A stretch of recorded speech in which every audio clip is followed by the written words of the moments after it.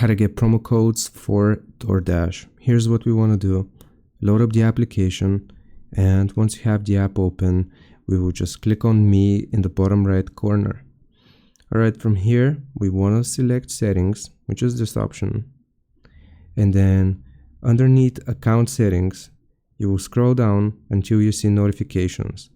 Now click on notifications, and here you will see all of your enabled notifications. Now if Doordash sends you any promotional offers, you have to first enable them right here. So if you click on it, then you can choose the type of notification you want to receive, either push notifications or SMS.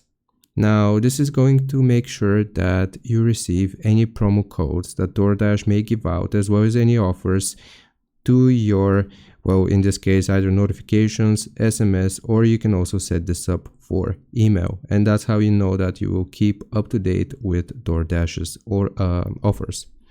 I hope this helps. Leave a like and sub. I'll see you next time.